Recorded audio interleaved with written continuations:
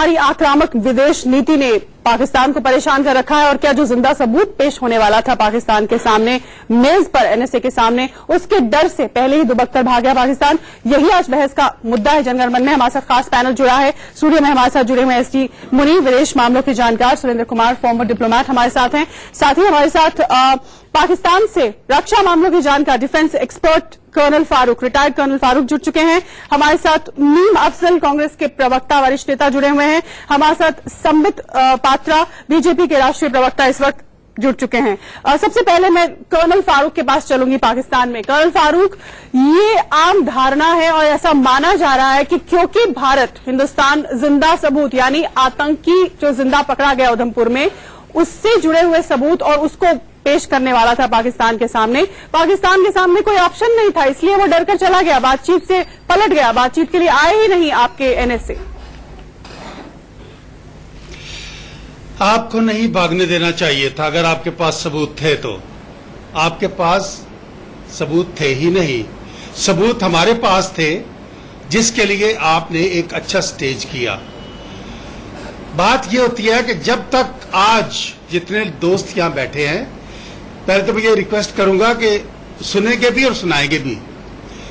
बात यह है कि आज हमें ये एनालाइज करना चाहिए कि इस मुलाकात के ना होने से क्या नुकसान हुआ इस इलाके के अमन पर, और इस मुलाकात के हो जाने से कितना फायदा होता। तो फिर पता चलेगा कि ये आतंकवादी का जो हम 3-4 दिन से हम राग अलाप रहे हैं एक दूसरे पर, दोनों के पास मौजूद होंगे, तो वो कहां तक दुरुस्त है, इफेक्टिव है, फिर ये चीज नजर आएगी। जी, संबित, पाकिस्तान से हमारे मेहमान कहते हैं कि आपने क्यों भागने दिया, आपके पास सबूत ही नहीं थे इसलिए आपने ऐसा करने दिया। ये आरोप है उनका।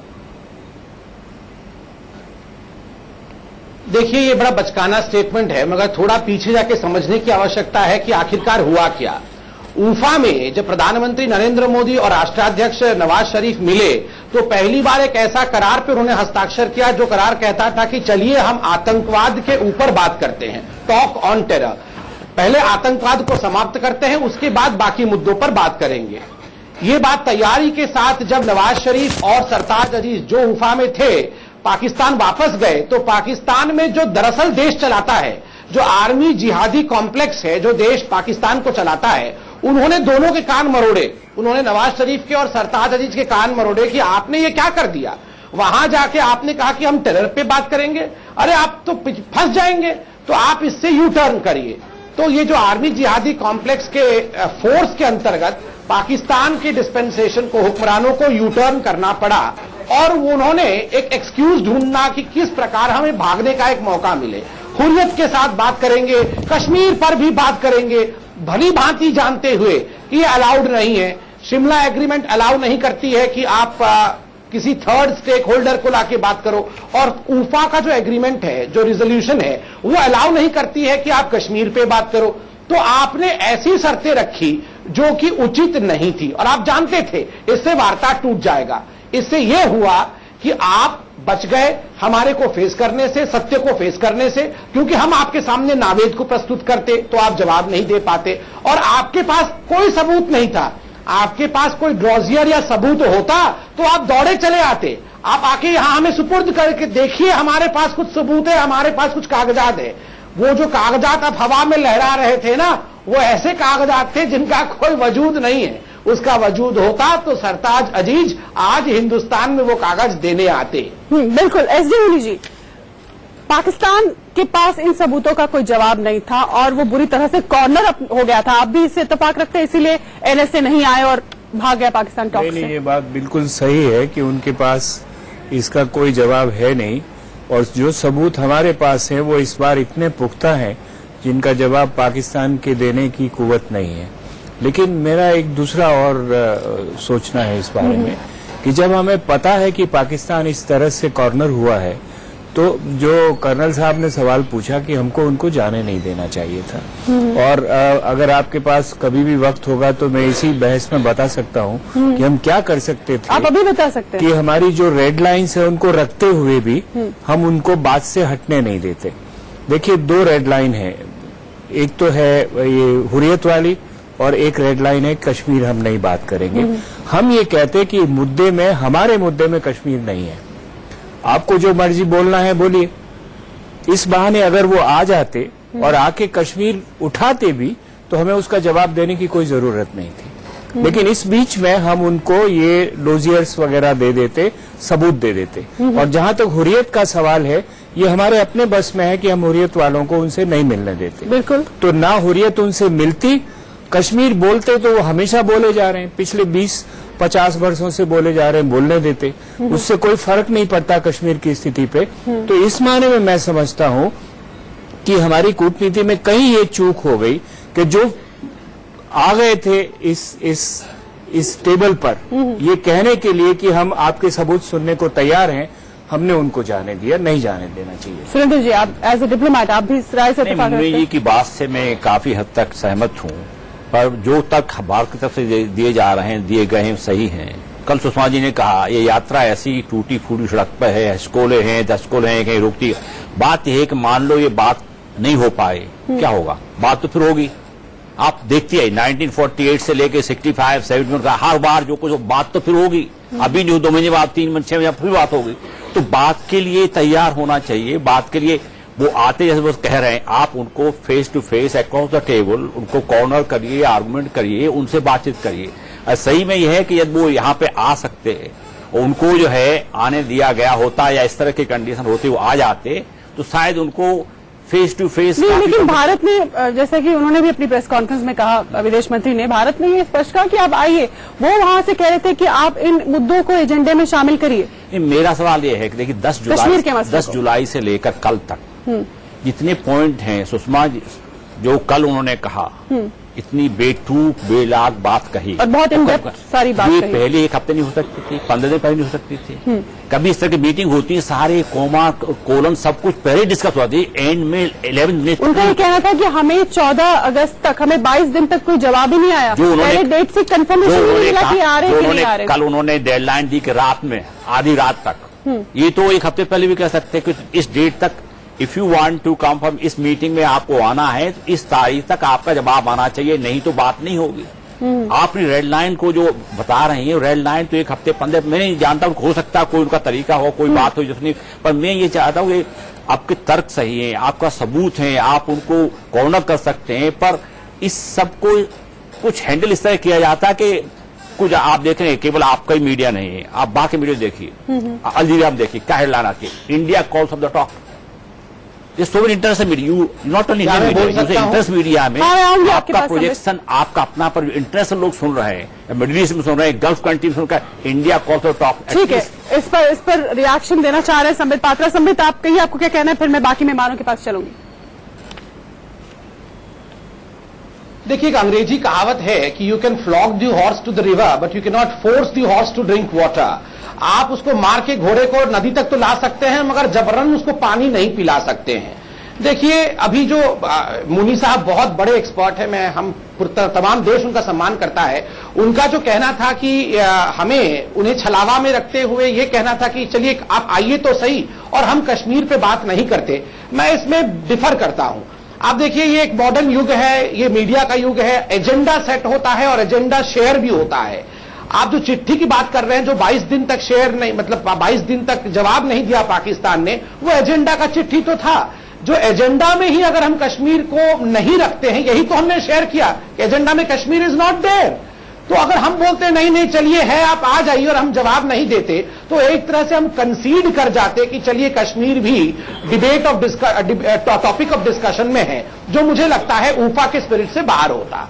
ठीक है, मीम अफजल साहब को यहां जोड़ना चाहूंगी। मीम अफजल साहब, आपकी पार्टी बहुत विरोध कर रही है जो पिछले कुछ दिनों का जो सूरत हाल रहा और जिस तरह से इस पूरी घटनाक्रम देश के सामने, दुनिया के सामने आया, आपकी पार्टी बहुत ज्यादा इसका विरोध कर रही है। आपकी राय क्या है इस पर?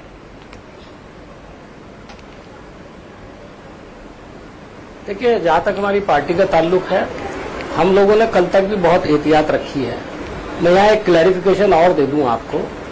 हमारी पार्टी के ही किसी नेता ने ये भी बयान दिया था कि टॉक्स खत्म होना चाहिए था। मैंने खुद एक चैनल पर कहा कि हमारा ऑफिशियल व्यू नहीं है। अगर कोई आदमी अपनी जाती राय का इजहार कर रहा है, उसे पार्टी से नहीं जोड़ना चाहिए। हम लोगों ने कल भी, यानी कल आनंद शर्मा साहब ने जो प्रेस कॉन्फ्रेंस की थी, उसमें हमने सिर्फ एहतियात का पहलू जो है उसकी तरफ इशारा किया था। और आज चूंकि ये टॉक्स खत्म हो गई हैं, तो जाहिर है कि अब चूंकि बातचीत का पूरा माहौल भी खत्म हो चुका और बातचीत का जो मामला था वो भी खत्म हो चुका, तो आज फिर हमारी तरफ से जो भी बयान आया वो आपने दिखाया अभी। तो मैं इतना कहूंगा कि पहली बात तो मैं ये कहूंगा कि एसडी मुनी साहब ने जो बात कही है, बहुत पुराने और बहुत ही तजुर्बेकार आदमी हैं और विदेश के मामलों पर उनकी बड़ी अच्छी नजर है। उन्होंने जो बात कही है वो भी एक पॉइंट है जिस पर गौर करने की जरूरत है, और मैं समझता हूं उन्होंने बहुत सही बात कही है और उसका हमारे दूसरे पैनलिस्ट ने भी इशारा किया। और पाकिस्तान से जो हमारे भाई बैठे हैं, पहले मैं उनका शुक्रिया अदा करता हूं कि मैं पहले कोई पाकिस्तानी देख रहा हूं जो हमसे ये कह रहे हैं कि हमारी सही बात कही है, और उसका हमारे दूसरे पैनलिस्ट ने भी इशारा किया। और पाकिस्तान से जो हमारे भाई बैठे हैं, पहले मैं उनका शुक्रिया अदा करता हूं कि मैं पहले कोई पाकिस्तानी देख रहा हूं जो हमसे ये कह रहे हैं कि हमारी बात सुनिए और हमें अपनी बात सुनाइए। अमूमन होता ही है कि हम जब बोलते हैं तो पाकिस्तानी पैनलिस्ट बोलने भी नहीं देते बेचारे, और फिर खुद भी कुछ नहीं बोल पाते थे, तो उनके यहाँ बात करने का मकसद ही फौत हो जाता था। तो मुझे खुशी है कम से कम एक साहब है जो बैठे आराम से सुन रहे हैं, उनकी बात को हम भी आराम से सुनेंगे और हमने सुना है। जहां तक पाकिस्तान का मामला, मैं ये समझता हूं कि इसके अंदर बुनियादी गलती यह है कि जिस वक्त हमने पाकिस्तान से बातचीत का फैसला किया उफा के अंदर, उस वक्त प्रधानमंत्री को बहुत अच्छी तरह से फीडबैक लेना चाहिए था कि पाकिस्तान इसके लिए तैयार है या नहीं है, या इनका क्या रवैया हो सकता है। देखिए हमारी मिनिस्ट्री जो है, यहाँ एसडी मुनी साहब बैठे हैं, उन्होंने वहां काम किया, उसके साथ मैंने भी काम किया है। मैं ये जानता हूं कि वो काफी तजर्बेकार हैं, और अगर आप उनसे सही तरीके से मशवरा करें तो वो आपको बहुत सही तरीके से गाइड कर सकते हैं। लेकिन मेरा ख्याल है उफा के मामले में कोई जल्दबाजी हुई जिसमें हम शायद ये रीड नहीं कर सके कि पाकिस्तान क्या रिएक्ट करेगा।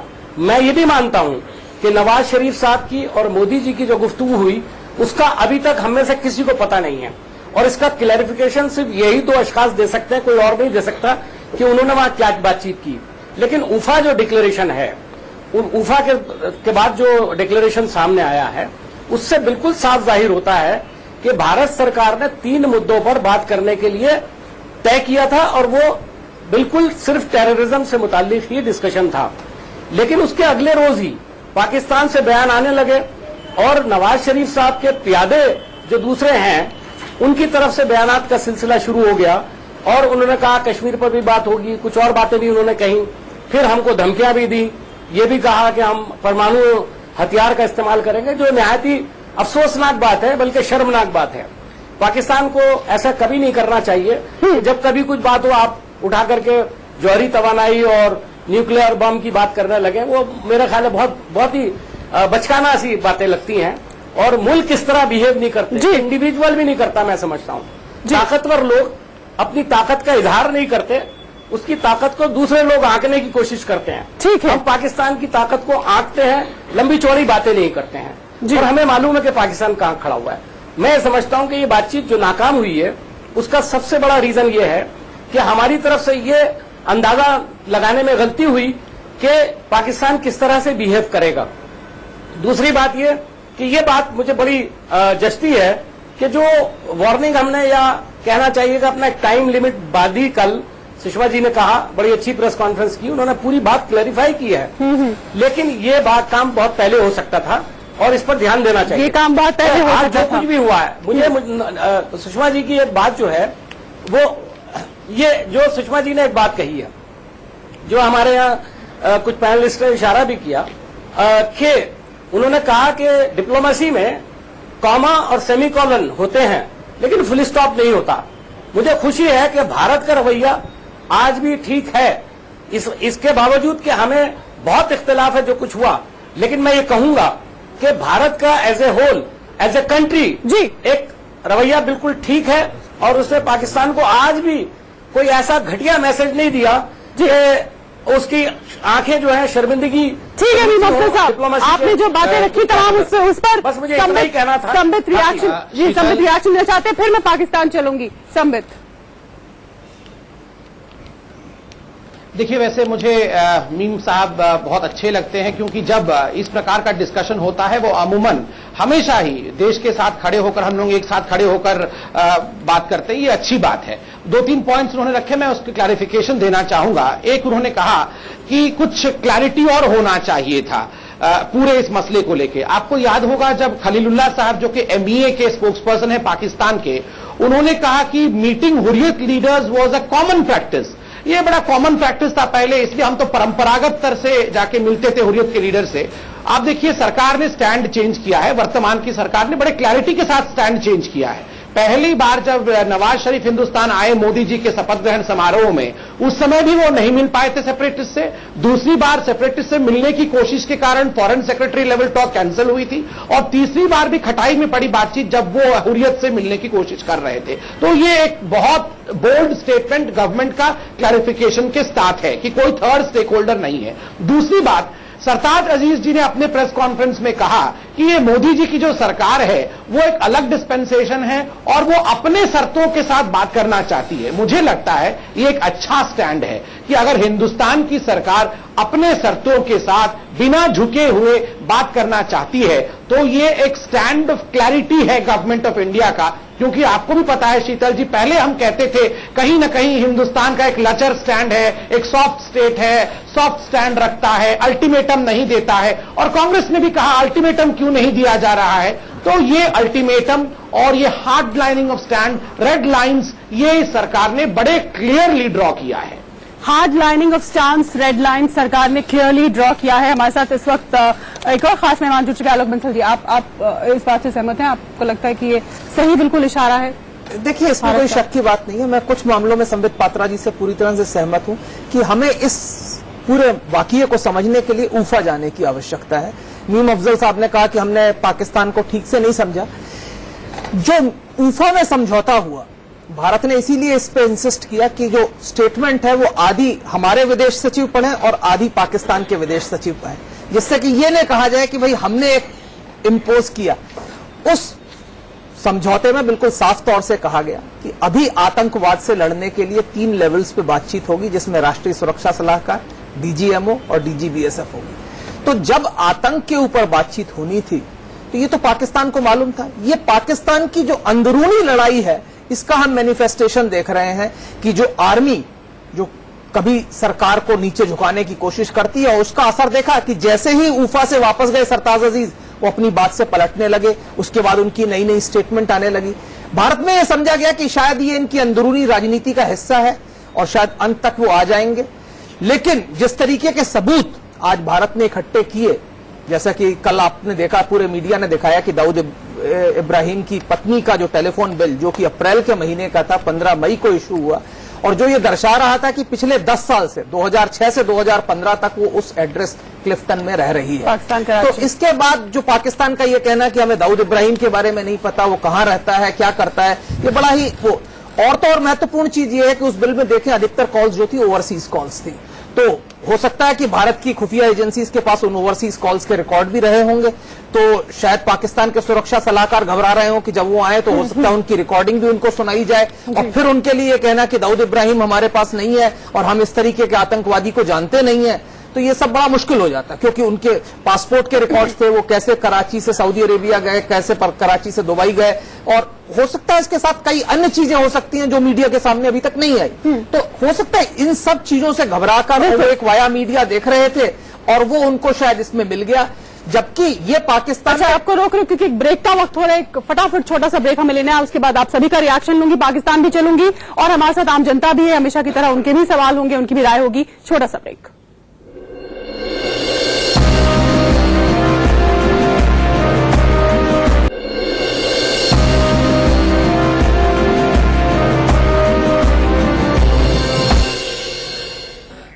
तो जंगल मन में आज यही बहस का मुद्दा है कि आखिर पाकिस्तान क्या उस डर से भाग गया कि भारत ऐसे सबूत पेश करने वाला था पुख्ता जिसका वो शायद सामना नहीं कर पाता।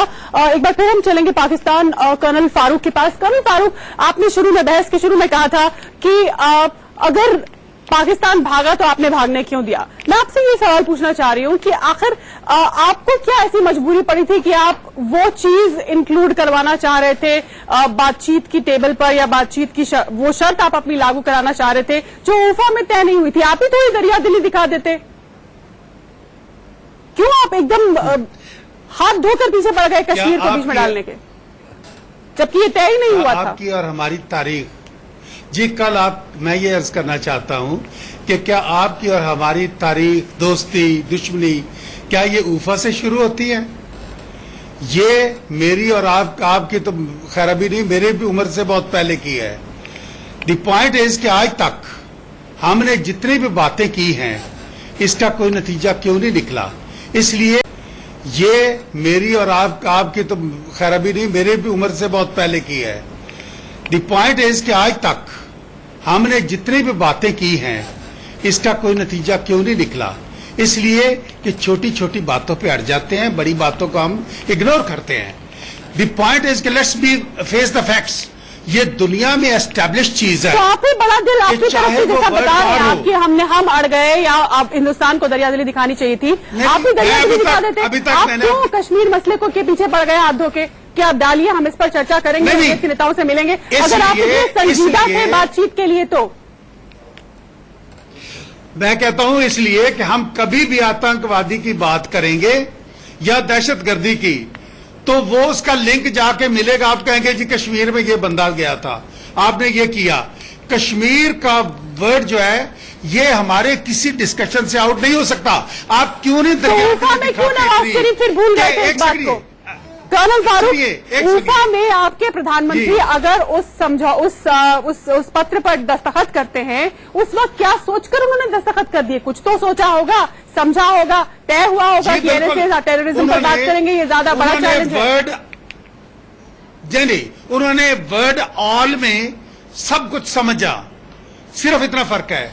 ऑल मैटर्स है, ऑल में सब कुछ आ जाता है। हमने ये प्लीज इतने सम्मित कुछ करें, समझदारों वाली बात है। इतने ना समझ नहीं थे वो। देखिए अब मुझे मैं आपको देखिए आप मेरी बात सुनिए, आप मेरी बात दरमियान में टोक दी, मुझे प्लीज बात करने दीजिए। ठीक है, पूरी कीजिए, मैं आपको गुजारिश करना चाह रहा हूँ, पूरी कीजिए अपनी बात। जी हाँ, एक बात तो ये है, मैंने जो पहले कह रहा था कि दुनिया में चाहे वर्ड वार हो या सिंगल वार, इंडिविजुअल की वार हो, मजाकरात से शुरू होती है, नाकामी होने के बाद जंग होती है, लेकिन खत्म मजाकरात पे होती है।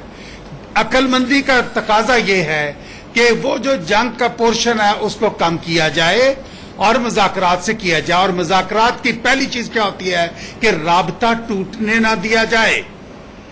और रही बात ये कि आपके पास जो कुछ है हमारे खिलाफ, जो हमने दहशतगर्दी को किया, वो आप लेके यूनाइटेड नेशंस चले जाएंगे और हम अपने सबूत लेके चले जाएंगे। बात यह है कि अगले महीने फिर बात ये होगी। इससे बेहतर था हम दरिया दिली का क्या, हमने तो बात वही की जो हम 70 साल से कर रहे हैं। हमसे कल ही से पूछा गया था। संबित, अब शीतल मैं यही कह रहा चाहा था। एक सेकंड, मैंने पूरा सुना उनको। अब मैं एक अच्छा कर्नल फारूक अब सुन ले औरों को भी सुन ले। जी सुनाइए। अब देखिए, पहली बात तो है कि मैं पहले यहाँ पे टेक्निकल पॉइंट्स दुरुस्त कर दी जाए पाकिस्तान के हमारे गेस्ट के। उन्होंने कहा कि ऑल वर्ड लिखा हुआ था ऊफा के स्टेटमेंट में। देखिए, ऊफा का जो स्टेटमेंट है, जो जॉइंट रेजोल्यूशन है, उसमें दो पार्ट है। एक प्रीएम्बल है जिसमें कि एक लार्जर पिक्चर होता है कि हिंदुस्तान और पाकिस्तान किस रास्ते पे चलेंगे, और एक ऑपरेशनल पार्ट होता है जो आप दिखा भी सकते हैं यहाँ पे। ये ऑपरेशनल पार्ट में 5 पॉइंट मेंशन किया गया है। पहला पॉइंट में पढ़ देता हूं। A meeting in New Delhi between the two NSAs to discuss all issues connected to terrorism. बड़े साफ शब्दों में लिखा गया है कि 2 NSA मिलेंगे और केवल आतंकवाद के मसले पर बात करेंगे, इसमें कोई दूसरा, आपने दरिया दिली के बात में कही। देखिए, आपने कहा कि आपकी उम्र से पहले से ही दरिया दिली की बात जो है पाकिस्तान कर रहा है। देखिए, दरिया दिली तो आप तब समझ लेंगे जब आप जान जाएंगे कि हम दोनों के देशों के रिश्ते के बीच भाई का रिश्ता नहीं है, मां और बेटे का रिश्ता है, मां और पुत्र का रिश्ता है। हमने अपना आंचल फाड़ के दिया है, तब पाकिस्तान बना है। अरे हम नहीं होते तो आप कहां से होते सर? दहिया दिल तो हमारा है। हर बात पे हमने अपने आप को मारा है ताकि आप डर सके। नहीं, कैसी बात, बिल्कुल सही बात कह रहे हैं। ये माँ और बच्चे वाली बात है, भाइयों वाली बात है। और जब तक बच्चा माँ को नहीं समझेगा वो दरिया दिली क्या समझेगा? अच्छा चलिए, यहाँ पर जनता हमारे साथ जनता भी है। कर्नल फारूक हमारे जी, साथ, आपकी अपनी क्लैपिंग जो है इसीलिए हुई है, हमारे साथ आपकी वहां पर बात ठीक है, नॉट फॉर मी। ठीक है, हमारे साथ और यहाँ के हम लोग भी मौजूद हैं, वो भी आपसे भी और बाकी पैनल से सवाल पूछेंगे। आप किससे सवाल पूछना चाहते हैं और क्या सवाल? मैं ये कर्नल फारूक से। कर्नल फारूक से पूछना चाहते हैं, फारूक साहब से, कि इतनी छोटी सी बात भी आप देख रहे हैं, इतने ही चाहत पर लोगों ने कैसे तालियां बजाई हैं। अगर कश्मीर हमें दिलवा दिया जाता है, मिल जाता है, जो हम आज तक आजादी ले नहीं पा रहे, वहां जाने की सोच भी नहीं पाते, वहां की दहशतगर्दी से डर कर, कब आजादी मिलेगी इस चीज की?